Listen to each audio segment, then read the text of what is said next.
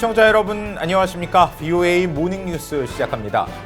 미국 로스앤젤레스에서 진행되는 미한 방위비 분담금 특별협정 협상에 이 협상 쟁점을 두고 양측의 견해가 달라 난항이 예상됩니다. 이 한국 측이 언급한 주한미군 근로자 인건비 선타결 방안에 대해 이 미국 측은 신속한 협상 타결을 저해한다면서 거부 입장을 거듭 밝혔습니다. 조상진 기자가 보도합니다. 제11차 미한 방위비 분담금 협정 체결을 위한 7번째 회의가 2달여 만에 17일 미국 LA에서 재개됩니다. 미국 국무부는 방위비 분담금 협상에서 주한미군 한국인 근로자의 인건비 문제를 따로 논의하는 방안에 반대한다는 미국의 입장을 거듭 분명히 밝혔습니다.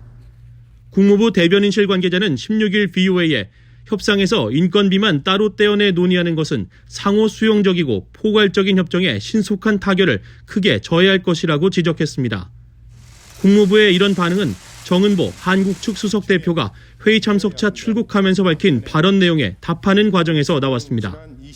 정 대표는 협상 과정에서 필요하다면 한국인 근로자 인건비 관련 내용에 대해 논의할 생각이라고 말했는데 이와 관련해 국무부 관계자는 미국과 한국이 더 공정한 협정을 체결하게 된다면 한국인 근로자의 무급 휴직 사태를 피할 수 있을 것이라고 밝혔습니다.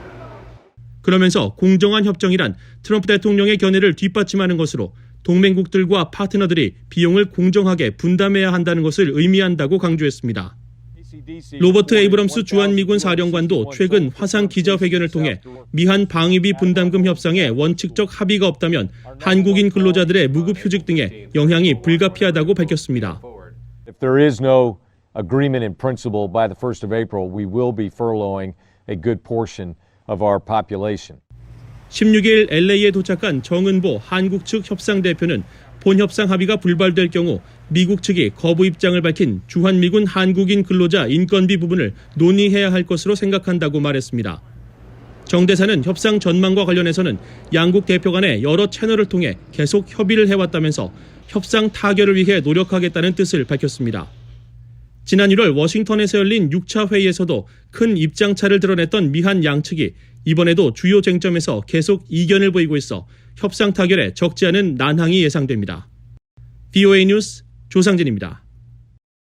북한 김정은 위원장이 삼촌과 고모부인 김평일 전 체코 대사와 김광섭 주 오스트리아 대사를 불러들이고 새로운 인물을 배치한 것으로 전해졌습니다.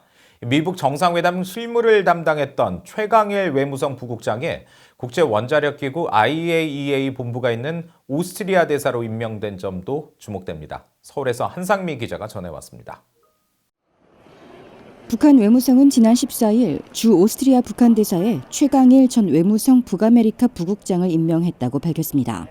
최 신임 대사는 외무성 내 손꼽히는 미국통으로 2018년 싱가포르 미북 정상회담에서 주요 실무를 담당했습니다. 지난해 하노이 회담 때도 김혁철 대미 특별대표 등과 일했습니다.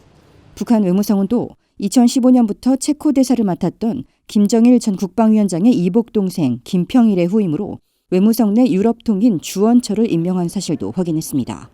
미북 비핵화 협상 실무를 총괄하던 리용호 외무상이 지난해 12월 해임되고 군 출신으로 남북 협상을 담당해왔던 리선권이 외무상에 배치된 뒤 이어진 인사입니다.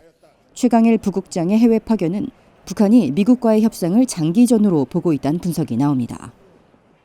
최소한 올 11월 미국 대선까지 아마도 미국과의 그 본격적인 협상이 어렵다라는 판단 하에 역시 최강일 같은 경우에는 미국과의 협상의 주요 인물인데 오스트리아로 보낸 것은 그만큼 미국과의 협상을 장기전으로 보고 조금 비중을 덜하면서 가고 있다라는 판단이고요.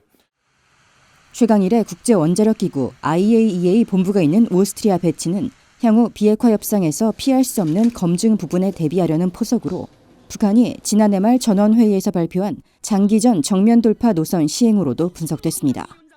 북한 김정일의 이복 동생인 김평일 체코 대사에 이어 이복 여동생 김경진의 남편으로 27년간 주 오스트리아 대사를 맡았던 김광섭의 평양 복귀는 이른바 백두혈통 곁가지 정리 작업으로 풀이됐습니다. 김정은 위원장이 이복형 김정남 암살 이후 이들 일가들의 망명 가능성 등을 원천 배제하기 위해서란 겁니다. 밖에 놔두면은 반김 단체라든지 각국의 정보기관들이나 이런 데서 계속 이제 김평일을 활용해서 뭘 한다든지 이렇게 또 다른 대사들한테도 그런 영향들이 갈 수 있고 이러기 때문에 그 백두혈통 전체 정리 단계에서 전략이 격가지 정리 단계가 좀 김정일 시대하고 바뀌어졌다. 그래서 밖에 드는 것보다 안에서 관리하는 게 낫다. 이렇게 결론이 난 것 같고요. 곽 전 실장은 이들이 해외를 떠돈 지 수십 년이 지났고 또 북한 엘리트들도 김정남 암살 사건을 알고 있다며 이들에게 접근하려는 북한 내 인사들은 없을 것이라고 설명했습니다. 한편 북한의 대표적인 일본통인 김철호 전 에티오피아 대사도 평양으로 복귀하면서 향후 북일 교섭 재개 여부에도 관심이 모아집니다. 서울에서 VOA 뉴스 한상미입니다. 미국이 북한 등을 자국의 위성 자산을 교란하는 반위성 무기 운용 국가로 지목하고 있는 가운데 이를 겨냥한 첫 공격용 무기의 실전 배치를 완료했습니다.